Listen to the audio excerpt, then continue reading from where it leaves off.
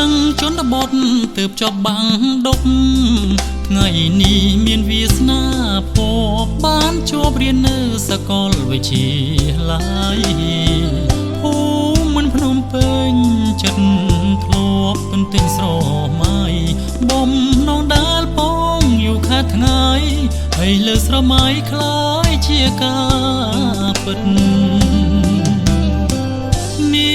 សៃនេត្រាជួបផ្កាមួយតូចឃើញភ្លៀមរៀមអ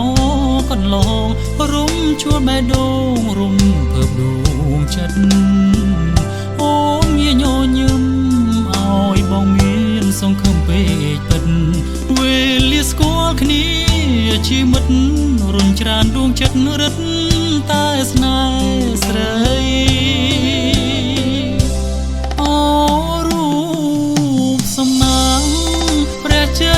វរមានសូមកុំប្រកាន់ស្នេហ៍ខ្ញុំក្មេងខ្ចីសូមជួយដឹងឮបំភ្លឺដល់ដួងចិត្តស្រីថាខ្ញុំពិតស្នេហ៍តែចំបៃវាលស្មៅសាស័យនាងដឹងរឿងពិតបងសូមកងចិត្តវមិត្តទុកមុន4 ឆ្នាំមិនយូរតូចតនចាំចំមានស្ងួនមិនខកដួងចិត្ត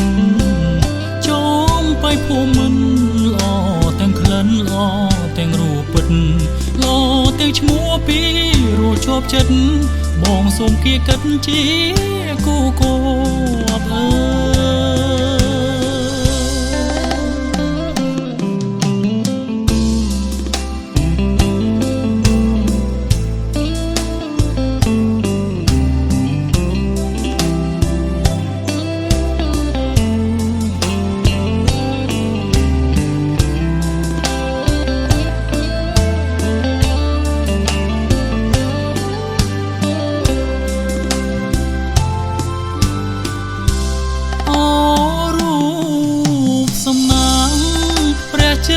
វរមានសូមកុំប្រកាន់ស្នេហ៍ខ្ញុំក្មេងខ្ចី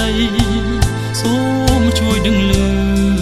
បំភ្លឺដល់ដួងចិត្តស្រីថាខ្ញុំពិតស្នេហ៍តែចំបៃវាលស្មៅសាស័យនាងដឹងរឿងពិតបងសូមកងចិត្តវមិត្តទុកមុន4 ឆ្នាំមិនយូរតូចតនចាំចំមានស្ងួនមិន